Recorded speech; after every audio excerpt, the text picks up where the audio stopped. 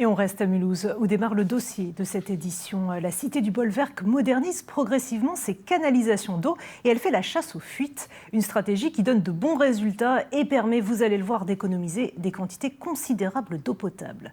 Dossier signé David Meneux et Cathy Hubert. Des petits trous, encore des petits trous. Au rythme où vont les travaux, il faudra 60 ans pour changer tout le réseau de fonte grise qui alimente l'agglomération mulhousienne en eau potable. Il reste 700 km de canalisation à renouveler, mais les tuyaux ne sont pas posés à la queue leu-leu. Des secteurs bien précis sont déterminés à l'avance. On se base sur un certain nombre de critères qui vont déterminer la vétusté du réseau. C'est des critères à la fois pour déterminer s'il y a une corrosion. On ne voit pas le réseau, mais en tout cas, on a des techniques qui permettent de diagnostiquer. Et aussi, on capitalise sur les casses qui ont lieu, sur le matériau. Et ça nous permet du coup de compiler tous ces critères-là pour déterminer les points noirs du réseau et donc d'investir là où il faut investir en priorité. Des anciennes canalisations attaquées par la corrosion et qui finissent par casser. Elles sont remplacées par de la fonte ductile, censée durer une bonne centaine d'années. La fonte grise était assez cassante. Dès qu'il y a des mouvements de sol ou des vibrations, elle a tendance à casser. Avec la fonte ductile, c'est un procédé qu'ils font à la fabrication.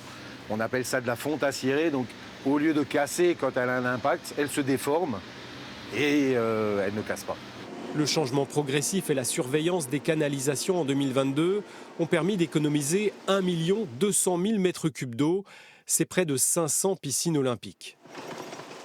Et cela permet d'envisager l'extension du réseau d'eau potable aux communes qui en ont besoin. Plus on arrivera à optimiser le pompage, l'utilisation de ces ressources, plus on permettra d'utiliser les ressources de qualité au bénéfice d'autres territoires pour lesquels aujourd'hui on a des ressources avec lesquelles on a des problèmes de qualité. À Mulhouse, comme ailleurs en Alsace, les réseaux d'eau sont bien souvent plus que centenaires. Posés par les Allemands à la fin du 19e siècle, ils sont parmi les plus vieux de France, mais pas les plus dégradés. Pour l'exemple de Mulhouse, on a des conduites qui datent de 1884, la création de la régie de l'eau M2A. Et effectivement, il y a des conduites qui sont encore en place et qui tiennent très bien, qui ont un état de santé très bon.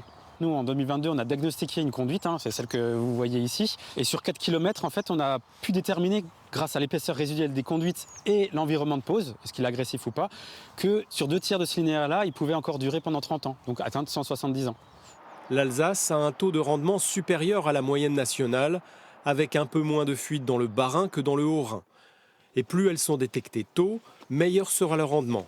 À Célestat, par exemple, un dispositif d'écoute quadrille la ville.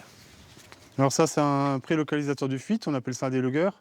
Et ça, c'est programmé pour entendre le son du réseau la nuit, pour trouver des fuites, et ça nous les transmet sur un serveur. C'est un micro. Une centaine de sondes réparties à peu près tous les kilomètres, maillage qui permet de restreindre le périmètre de recherche et de confirmer une fuite.